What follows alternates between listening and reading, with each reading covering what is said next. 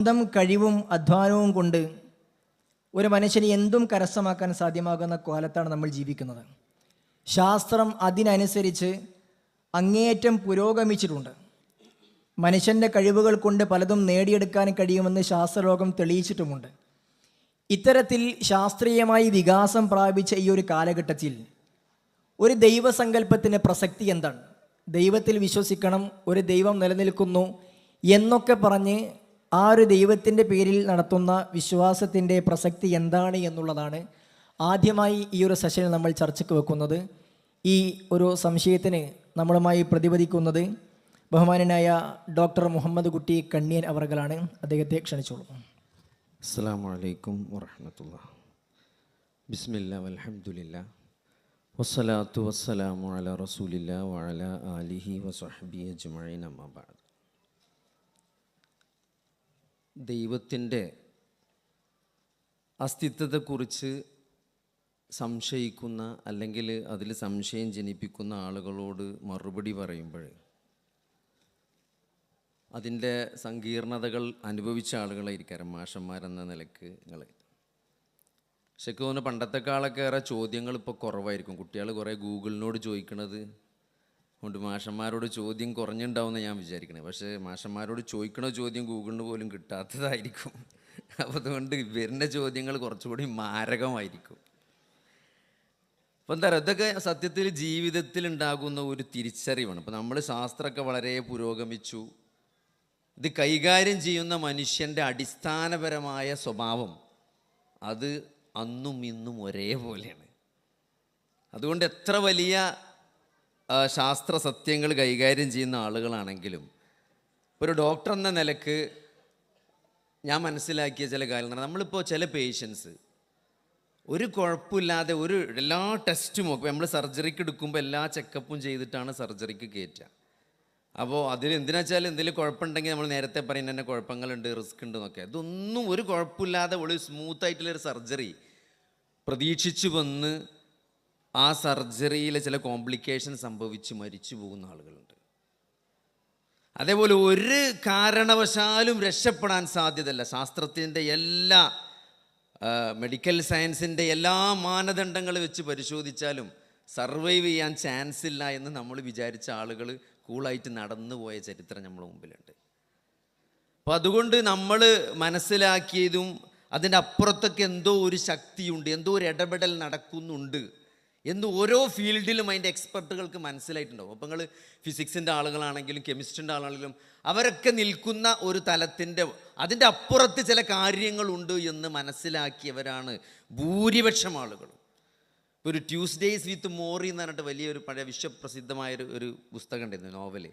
അതിൽ മോറി എന്ന് പറഞ്ഞൊരു പ്രൊഫസർ അദ്ദേഹത്തിൻ്റെ ശിഷ്യന് അദ്ദേഹത്തെ കാണാൻ വരികയാണ്. അതിൽ ഒരു ALS എന്ന് പറഞ്ഞ മോട്ടോർ ന്യൂറോൺ ഡിസീസ് ബാധിച്ച് അതിൻ്റെ അവസാനത്തെ സ്റ്റേജിൽ ഇങ്ങനെ മരിക്കാൻ കിടക്കുകയാണ് ഇയാളെ മരണം എക്സ്പെക്റ്റഡ് ആണ്.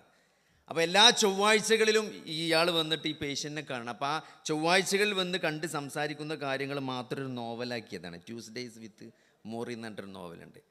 അതിൽ ഈ മോറി മനസ്സിലാക്കിയ പല സത്യങ്ങളും പല കാര്യങ്ങളും പല ഫാക്ട്സുകളും തെറ്റായിരുന്നു എന്ന് ജീവിതത്തിൻ്റെ അവസാനത്തിൽ ഇയാൾക്ക് ബോധ്യപ്പെടുകയാണ്. അതിങ്ങനെ റിവീൽ ചെയ്യണം ഇയാൾ. അപ്പോൾ അതേപോലെ നമ്മൾ നിസ്സഹായനായി നിൽക്കുന്ന ഒരവസ്ഥ വരും ജീവിതത്തിൽ. അന്ന് ഏതൊരു മനുഷ്യൻ്റെ ദുർബലത ബോധ്യപ്പെടുന്നൊരു നിമിഷത്തിൽ നമ്മൾ തിരിച്ചറിയും നമ്മളെങ്ങനെ നിഷേധിച്ചാലും കൈഫ തക്ഫുറൂന ബില്ലാഹ് വകുൻതും അംവാത ഫഅഹ്യാകും സുമ്മ യുമീതുകും സുമ്മ യുഹ്യീകും സുമ്മ ഇലൈഹി തുർജഊൻ. നിങ്ങൾ എങ്ങനെയാണ് ഒരു അല്ലാഹുവിനെ നിഷേധിക്കാന്നാണ്. കാരണം നമ്മൾ രണ്ട് കോശമായൊരവസ്ഥ ഉണ്ട്. മാതാവിൻ്റെയും പിതാവിൻ്റെയും ബീജം കൂടിച്ചേർന്ന് ഒരു നുതുഫത്തുൻ അംഷാജായ ഒരു ഘട്ടം. അതിൽ നിന്ന് നമ്മൾ ആ 2 കോശം 4 കോശമായി 8 കോശമായി അത് 16 32 കോശമായി അതൊരു സൈഗോട്ടായി അത് ഗർഭാശയത്തിൻ്റെ ഭിത്തിയിൽ അള്ളിപ്പിടിച്ച് തൂങ്ങി നിന്നൊരു സ്റ്റേജ് ഉണ്ടായിരുന്നു അല്ലേ. ഒരു പെണ്ണിൻ്റെ സ്കാൻ ചെയ്യുമ്പം അതിൻ്റെ ഗർഭാശയത്തിൻ്റെ ഉള്ളിൽ ഒരു കുഞ്ഞുണ്ട് എന്ന് പറയുമ്പോൾ, ഒരു ഫീറ്റസ് ഉണ്ട്, ഒരു എംബ്രിയോ ഉണ്ട് എന്ന് പറയുമ്പം അത് ജീവനുള്ളതാണോ അല്ലേ എന്ന് ശാസ്ത്രം പറയപ്പോഴാണ് അതിനൊരു 6 ആഴ്ചയെങ്കിലും വളർച്ചയാവുമ്പോൾ അതിനെ മിടിക്കുന്ന ഒരു ഹൃദയം ആ സ്കാനിങ്ങിൽ കാണുമ്പോഴേ അത് ജീവനുള്ള കുഞ്ഞാണെന്ന് പറയാൻ പറ്റുള്ളൂ. പക്ഷേ 7 ആഴ്ചയായിട്ടും 8 ആഴ്ചയായിട്ടും ആ കുട്ടിക്ക് തുടിക്കുന്ന ഒരു ജീവനില്ല എന്ന് പറയുമ്പം തുടിക്കുന്നൊരു ജീവനില്ല എന്ന് പറയുമ്പോൾ, ഒരു ഹൃദയമില്ല എന്ന് പറയുമ്പോൾ അത് ജീവനില്ലാത്ത കുഞ്ഞാണ്.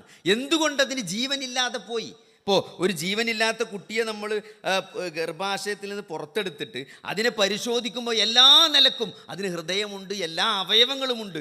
എന്തുകൊണ്ടതിന് ജീവൻ ലഭിച്ചില്ല? അപ്പോൾ നമ്മൾ പറയാൻ ജനറ്റിക് വേരിയേഷൻസ് ഉണ്ടാവും, അതിൻ്റെ ജനിതക സ്റ്റഡി നടത്തണം എന്നൊക്കെ. അങ്ങനെയൊക്കെ നടത്തിയിട്ടും നോർമലായ ജനറ്റിക് റിപ്പോർട്ട് വന്നിട്ട് പോലും എന്തുകൊണ്ട് ആ കുട്ടിക്ക് ജീവനില്ലാതെ പോയി സഹോദരങ്ങളെ? ഇപ്പോൾ മെഡിക്കൽ സയൻസിൽ പല ഓരോ അസുഖത്തിൻ്റെയും കാരണങ്ങൾ പറയുമ്പം ചില അസുഖങ്ങൾക്ക് ആദ്യം തന്നെ പറയാൻ തല്ലേ അവസാനത്തായി വരുന്ന റീസൺ ഇഡിയോപ്പതിക് എന്നാണ്. ഇഡിയോപ്പതിക് എന്ന് പറഞ്ഞാൽ എന്താണെന്ന് പറയാൻ പറ്റും, ഇതുവരെ കണ്ടുപിടിക്കാത്തത് അല്ലെങ്കിൽ പറയാൻ പറ്റാത്തത്. അപ്പോൾ നമുക്ക് മനസ്സിലാകാത്ത എന്തെല്ലാമോ കാര്യങ്ങൾ ഇതിൻ്റെ മുകളിലുണ്ട്. അത് തിരിച്ചറിയുന്ന ഏതൊരാൾക്കും അവിടെ അള്ളാഹുവിനെ മനസ്സിലാക്കാൻ ഒരു പ്രയാസം ഉണ്ടാവില്ല. അതിസങ്കീർണമായ മനുഷ്യൻ്റെ തലച്ചോറ് അല്ലേ. ഇപ്പോൾ നമ്മൾ ചില സ്ട്രോക്കൊക്കെ വന്ന പേഷ്യൻസിൽ അഫേസിയ എന്ന് പറയും, സംസാരിക്കാൻ പറ്റില്ല. സ്ട്രോക്ക് ബാധിച്ച ആളുകൾ സംസാരിക്കാൻ കഴിയില്ല. അല്ലെങ്കിൽ ഒരു സെൻസറി അഫേസിയ എന്ന് പറയും, അതായത് അയാൾക്ക് നമ്മൾ പറയുന്നതൊന്നും മനസ്സിലാവില്ല, തിരിച്ചു പറയാൻ പറ്റും. അപ്പോൾ അതുകൊണ്ട് അയാൾ എന്തൊക്കെയോ പറയും, നമ്മൾ ചോദിച്ചതല്ല പറയാം. കാരണം അയാൾക്ക് ചോദിച്ചത് നമ്മളെ ലാംഗ്വേജ് കോംപ്രിഹെൻഡ് ചെയ്യാൻ പറ്റില്ല. അപ്പോൾ അയാൾ നമ്മൾ പറയണതല്ല അയാൾ മനസ്സിലാക്കുക, പക്ഷെ തിരിച്ചയാൾ വേറെന്തൊക്കെയോ പറയും. അതേപോലെ ചില ആളുകൾ കരയും അല്ലേ, നമ്മൾ പറയുന്നത് കേൾക്കാൻ പറ്റും പക്ഷെ തിരിച്ചു പറയാൻ പറ്റില്ല. മോട്ടോർ അഫേസിയ എന്ന് പറയും. ഇതൊക്കെ എന്താ കാരണം? ചെറിയ അങ്ങോട്ടും ഇങ്ങോട്ടും പോകുന്ന രക്തക്കോയിലുകൾ, ഈ രക്തക്കോയിൽ ബ്ലോക്കായി അതുണ്ടാവും, ഈ രക്തക്കോയിൽ ബ്ലോക്കായി എങ്ങനെ സംഭവിക്കും അല്ലേ? മോട്ടോർ അഫേസിയ എന്ന് പറയും. പറയുന്നതൊക്കെ മനസ്സിലാകുന്നുണ്ട് പക്ഷെ തിരിച്ചു പറയാൻ പറ്റുന്നില്ല. ഇപ്പോൾ ചില ആളുകൾ പറയും വാപ്പ ഇങ്ങനെ കാര്യം, നമ്മൾ എന്ത് പറഞ്ഞാലും വാപ്പ ഇങ്ങനെ കാര്യം കണ്ണീരിങ്ങനെ വന്നുകൊണ്ടിരിക്കണം. അപ്പോൾ ആ ചിന്തകൾ നമ്മൾ പറയണൊക്കെ മനസ്സിലാകുന്നുണ്ട് പക്ഷെ തിരിച്ചു പറയാൻ പറ്റുന്നില്ല അല്ലേ? ന്യൂറോ ഡീജനറേറ്റീവ് ഡിസീസ് എന്ന് പറഞ്ഞ ഒരു ഗ്രൂപ്പ് ഓഫ് അസുഖങ്ങളുണ്ട്. ഒരു 40-45-50 വയസ്സായി കഴിഞ്ഞാൽ തലച്ചോറിലെ കോശങ്ങൾക്കൊക്കെ പ്രായാധിക്യം വന്ന് പിന്നെ അവർ ചെയ്യുന്നതും പ്രവർത്തിക്കുന്നതും അവർക്ക് മനസ്സിലാകാത്ത രൂപത്തിൽ മന്ദബുദ്ധികളായ കുട്ടികൾ പെരുമാറുന്നത് പോലെ മലത്ത് അവിടെ മലം വിസർജിച്ച് അതൊക്കെ ചുമരിൽ തേച്ച് വളരെ നമ്മൾ കരഞ്ഞു പോകുന്ന തരത്തിൽ അവരുടെ പ്രവർത്തനങ്ങൾ മാറുന്നു. ഇതൊക്കെ സഹോദരങ്ങളെ നമ്മളെ തലച്ചോറിലെ ചെറിയ രാസമാറ്റങ്ങൾ കൊണ്ടാണ് ഇതൊക്കെ സംഭവിക്കുന്നത് എന്ന് പറയുമ്പം, ഇതൊക്കെ സംഭവിക്കാതെ ഒരു 50 വയസ്സ് 40 വയസ്സ് വരെ ഞാൻ ജീവിച്ചു എന്നത് അത് ഈ സൃഷ്ടാവിൻ്റെ സൃഷ്ടി വൈഭവം ഒന്നുകൊണ്ട് മാത്രമാണ് സഹോദരങ്ങളെ. അങ്ങനെ ഒരു സൃഷ്ടാവിനെ തിരിച്ചറിയുന്ന ഒരാളെ സംബന്ധിച്ചിടത്തോളം ആ സൃഷ്ടാവിനെ ഒരിക്കലും നിഷേധിക്കാൻ സാധ്യമല്ല അല്ലേ? ഈ മിശ്രിത നമ്മളെ സൃഷ്ടിച്ചതിനെ പറ്റി അള്ളാഹു സുബ്ഹാനഹു വ തആല വിശുദ്ധ ഖുർആനിൽ പറയുന്നുണ്ട്. മിൻ അയ്യി ഷൈഇൻ ഖൽഖ മിൻ അയ്യി ഷൈഇൻ ഖലഖഹു മിൻ നുത്ഫത്തിൻ ഖലഖഹു ഫഖദ്ദറ. ഖദ്ദറ എന്നുള്ള വാക്കുണ്ട് വിശുദ്ധ ഖുർആനിലെ. ഖദ്ദറ എന്ന് പറയുന്ന ആ പ്രോഗ്രാം ചെയ്തു. നിങ്ങൾ നോക്കി, ഈ DNA എടുത്തു കഴിഞ്ഞാൽ ഇവിടെ കാണുന്ന കോടാനകോടി ജീവികൾ ഇതൊക്കെ ഒരേ DNA ആണ് അല്ലേ? അതിൻ്റെ പ്രോട്ടീനിൽ അതിൻ്റെ അമിനോ ആസിഡ്, ഇതിൻ്റെ ന്യൂക്ലിയോടൈഡ് എന്ന അഡ്രീൻ ഗ്വാനിൻ സൈറ്റോസിൻ തൈമിൻ, ഈ 4 ന്യൂക്ലിയോടൈഡ് ബേസ് വെച്ചിട്ടാണ് ഈ എൻ്റയർ DNA ഉണ്ടാക്കിയുള്ളത്. അത് അങ്ങോട്ടും ഇങ്ങോട്ടും സീക്വൻസ് മാറ്റി എന്ന് മാത്രമേ ഉള്ളൂ. പക്ഷേ അതിൽ വരുന്ന ഡിഫറൻസ് എന്ത് വ്യത്യാസമുണ്ട്? ഓരോ ജീവി, നമ്മുടെ കൺപീലി അല്ലേ, കൺപീലി ഒരു ലിമിറ്റ് എത്തി അവിടെ നിൽക്കും, അതിൻ്റെ അപ്പുറത്തേക്ക് അത് വളരുന്നില്ല. മനുഷ്യ ശരീരത്തിലെ ഓരോ കോശങ്ങൾ, ചില കോശങ്ങൾ വളരെ, ഇപ്പോൾ നമ്മളെ കുടലിനും ആമാശയത്തിനൊക്കെ ലൈനിങ് കൊടുക്കുന്ന എപ്പിത്തീലിയൽ കോശങ്ങളുണ്ട്. അതൊക്കെ ഒരു ദിവസമേ ജീവിക്കുള്ളൂ. എന്നാലോ വർഷങ്ങൾ ജീവിക്കുന്ന നമ്മൾ ന്യൂറോൺസ്, ഒരാൾ ജനിക്കുമ്പോൾ ഉണ്ടാവും, നമ്മൾ മരിക്കുമ്പോഴേ മരിക്കുള്ളൂ. അത്രയും നമ്മളെ കൂടെ നമ്മളോടൊന്നിച്ച് ജീവിക്കുന്ന ന്യൂറോൺസ്, അതിനത്രയും ആയുസ്സുണ്ട് ഒരു ന്യൂറോൺ. അങ്ങനെ വ്യത്യസ്ത ആയുസ്. ഇതൊക്കെ അടിസ്ഥാനപരമായി കോശങ്ങളാണ്. മനുഷ്യ ശരീരത്തിൽ 39 ട്രില്യൺ കോശങ്ങളുണ്ട് എന്നാണ്. ട്രില്യൺ കോശങ്ങൾ. നിങ്ങൾ ആലോചിച്ച് നോക്കി, 1 ട്രില്യൺ എന്ന് പറഞ്ഞാൽ എത്ര? 1,00,000 കോടിയാണ്. ഒരു കോശത്തിൻ്റെ ഉള്ളിൽ മാത്രം 2 മീറ്റർ നീളമുള്ള DNA ഉണ്ട് എന്നാണ്. നിങ്ങൾ നോക്കി, മനുഷ്യ ശരീരത്തിൽ മുഴുവൻ DNAകളും ഇങ്ങനെ ചേർത്ത് വെച്ച് കഴിഞ്ഞാൽ സഹോദരങ്ങളെ എത്ര നീളം ഉണ്ടാവും? നിങ്ങൾ ആലോചിച്ച് നോക്കി, 7,800 കോടി കിലോമീറ്റർ ഉണ്ട് ഒരു മനുഷ്യ ശരീരത്തിലെ DNA. ഇങ്ങനെ നിവർത്തി ഓരോ കോശത്തിലെ 2 മീറ്റർ DNA നേർത്തി ഏച്ചൂട്ടി പട്ടം പറത്തണ നൂലുണ്ടാക്കി നമ്മൾ കെട്ടിവെച്ചാൽ 7,800 കോടി കിലോമീറ്റർ DNA ഒരു മനുഷ്യൻ്റെ ശരീരത്തിൽ മാത്രം ഉണ്ടെന്നാണ്. 15 കോടി കിലോമീറ്റർ മതി ഇവിടുന്ന് സൂര്യനക്ക് ദൂരം. അതിൻ്റെ 520 മടങ്ങ് നീളത്തിൽ DNA ഒരു മനുഷ്യൻ്റെ ശരീരത്തിൽ മാത്രം ഉണ്ടെന്ന് പറയുമ്പോൾ ഇതൊക്കെ വെറുതെ സൃഷ്ടിക്കപ്പെട്ടതാണോ സഹോദരങ്ങളെ?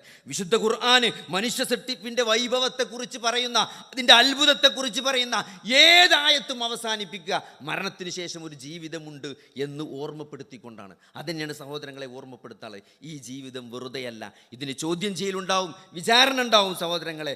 അതുകൊണ്ട് ഏകനായ പ്രപഞ്ച സൃഷ്ടാവായ അള്ളാഹു, ആ സൃഷ്ടാവിൻ്റെ സൃഷ്ടി വൈഭവമാണ് നമ്മൾ ഈ സംസാരിക്കുന്നതും കേൾക്കുന്നതും പറയുന്നതുമെല്ലാം.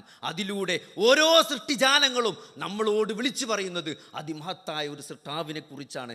ആ ഒരു ബോധം ഉണ്ടാക്കാനുള്ള ആ ഒരു തിരിച്ചറിവ് ആർക്കുണ്ടായോ സഹോദരങ്ങളെ, അവർ രക്ഷപ്പെട്ടു എന്നതാണ്. അത് മാത്രമാണ് ഉണർത്താനുള്ളത്.